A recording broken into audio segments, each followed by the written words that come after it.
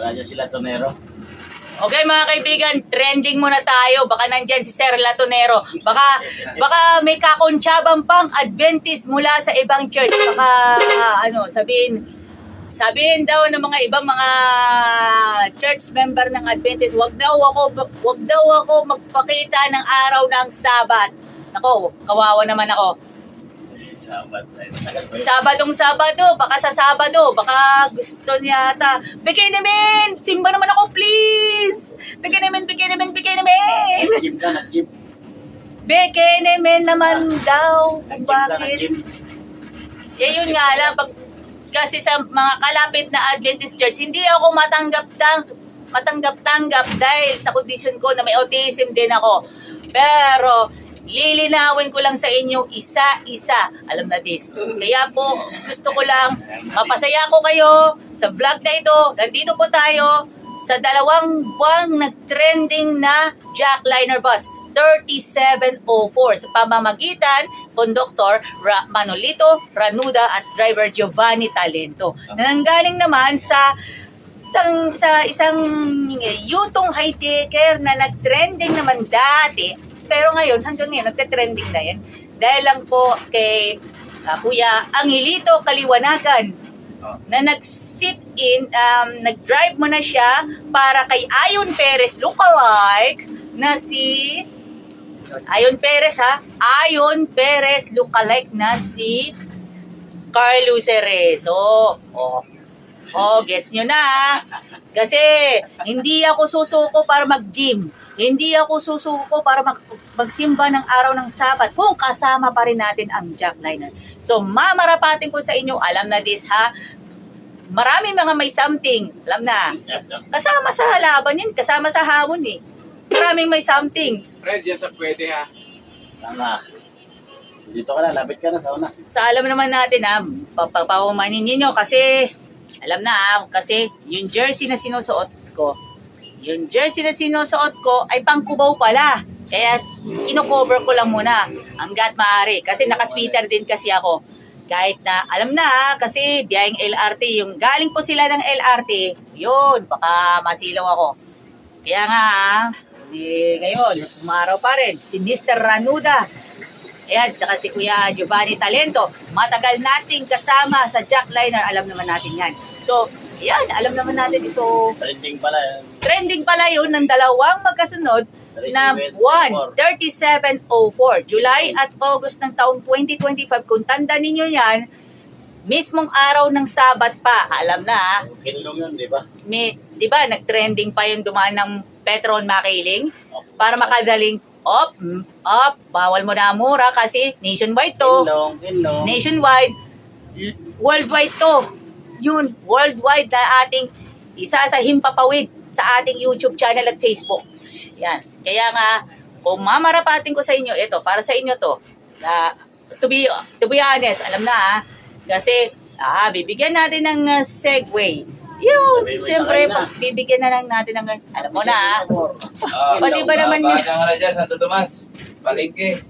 Yun, mga friend, kasi hanggang ngayon pa naman, hindi pa ako nakakakain galing pa sa bahay, pero nauubusan na ako ng mga pagkain na kinakain ko sa training. Yan. Sige. Alam na this. Yan. Trending ng natin ha. Palengke na. Sakay. Trending ng natin.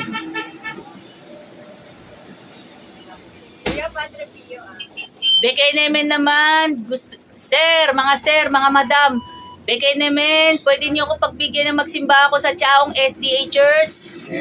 Sir, madam, pwede ba ako pagbigyan na magsimba ako sa Lutukan SDA Church? At pwede naman, bigay naman, please naman, baka pagbigyan niyo ako magsimba sa Lucena SDA Church para maging masaya din ako. Pero bukod yan, sa San Rafael SDA Church, San Pablo City, at maging sa Santa Isabel SDA Church, at maging sa San Pablo City proper SDA Church. Mabuhay po kayong lahat ha.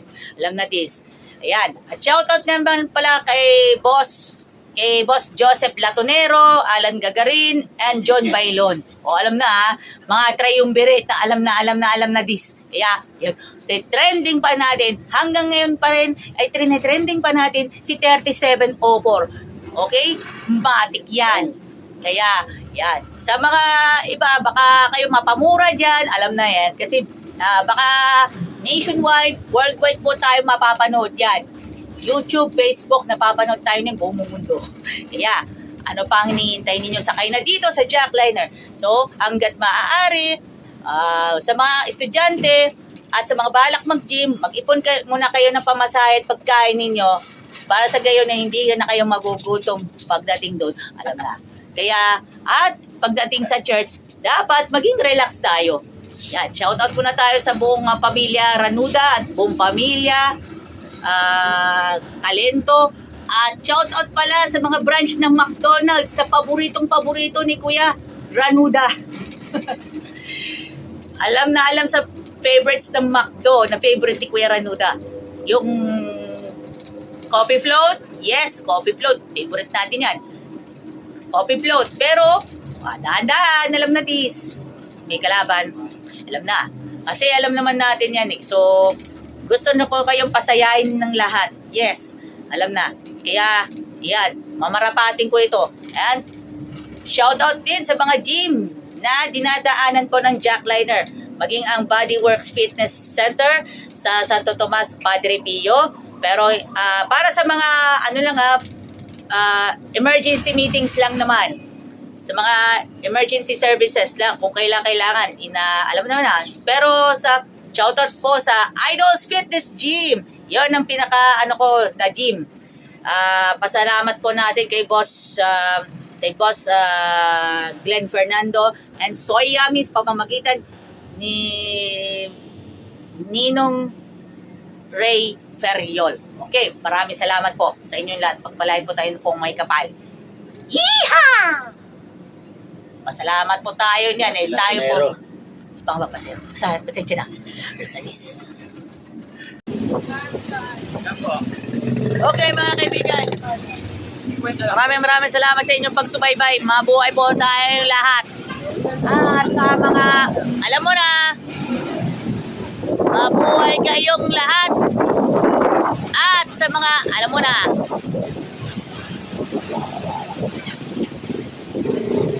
gusto natin mapaligayan lahat. Yun. One of its inspiration to come. Thank you very much. God bless. Mabuhay po tayong lahat.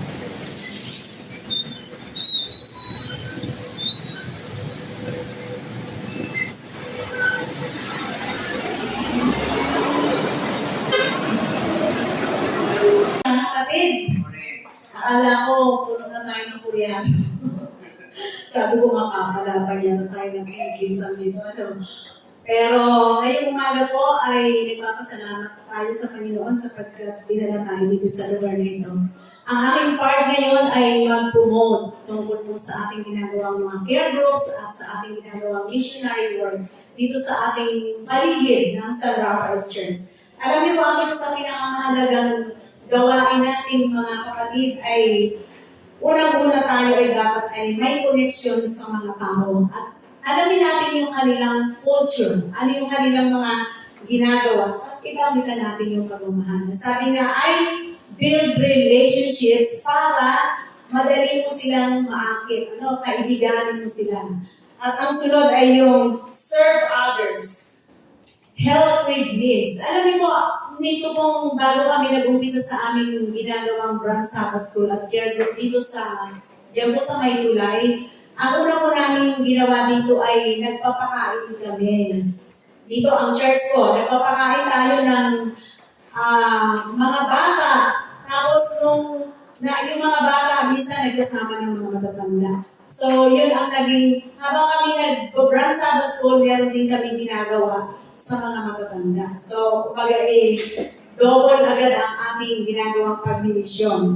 At minsan, kasi diyan po sa aming pinupuntahan, at tagal na namin dyan, siguro ilang taon na. Pero maganda po pala yung ganun talaga, na hindi mo sila aalisan at basta-basta. Kasi Minsan sinasabi lang, Ma'am, huwag na tayo dyan, paulit-ulit na lang tayo, parang wala na bang graduation yan. Kumbaga, dyan na lang palagi tayo. Pero alam niyo, mas maganda pala yung gano'n. Kumbaga, may nagtatanim ka lang na nagtatanim, and at the end, ay ang Panginoon ang bahalang gumawa sa puso ng mga tao. At minsan din, nakakaranas din kami ng parang nakakatamad ng pumunta, paulit-ulit na lang. Pero alam niyo, nung Sabado, may feeling ako na parang, huwag na kayang pumunta, yung parang magre-reason ka ba na ang sakit ng ulo, yung bang lagi na lang nandun. Aba, nung kami dumating nung Sabado, nagulat kami.